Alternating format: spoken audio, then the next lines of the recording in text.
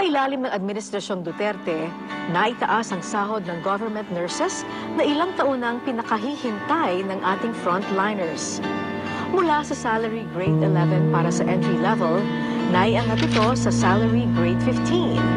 Ibig sabihin, kung noon ay 23,877 pesos lamang ang buwan ng sahod ng Nurse 1, umangat na ito sa 33,575 pesos. Sa termino ring ito, naiangat ang sahod ng mga sundalo, pulis, bumbero, jail officers at iba pang mga kawani ng gobyerno. Kasabay nito ang pag-modernize at pag-procure ng mga makabagong kagamitan para sa Armed Forces of the Philippines at Philippine National Police para sa kaligtasan ng bansa at ng mamamayan. Sa panahon din ng Duterte administration, nagkaroon ng adjustment sa personal income tax na hindi man lang nagalaw sa loob ng 2 dekada. Ito lang ang administrasyon na nakapagpababa ng personal income tax ng karaniwang minimum wage earner. Kung saan, the administration practically gave 14-month pay sa karaniwang Pilipino. Kapag ka kasi binawasan yung tax na iko-collect sa'yo, may gagamitin kang panggastos. At ibig sabihin, ang ekonomiya natin ay lalago kasi maraming pera na nagsisirculate.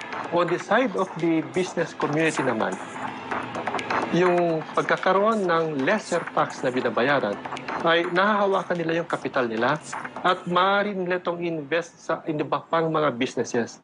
Yun nga ang sinasabi natin, hindi kinakailangang taasan ng taxes para umunlad ang isang bansa, para may magastos siya.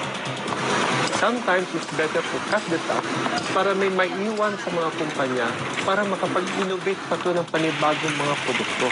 Kasi kung sinasakal mo ang isang kumpanya at kinukuha mo ang pera sa kanya, nawawalan siya ng pera para gumawa pa ng panibagong mga produkto.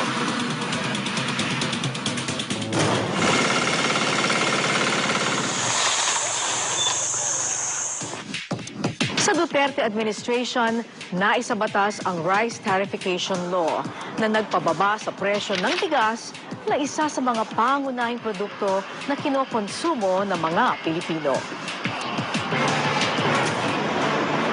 Sa administrasyon ding ito, naisoli sa Pilipinas ang mga Balangiga Bell na kinuha ng mga sundalong Amerikano mahigit isang siglo na ang nakalilipas.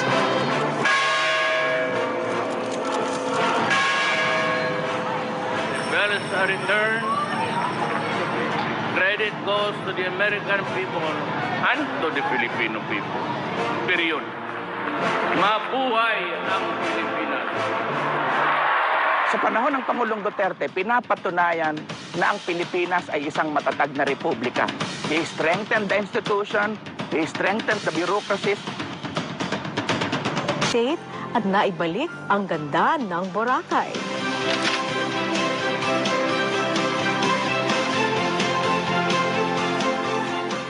At nalinis naman ang Manila Bay na ilang dekada nang napabayaan. Kasama ba namin kayo sa challenge nito?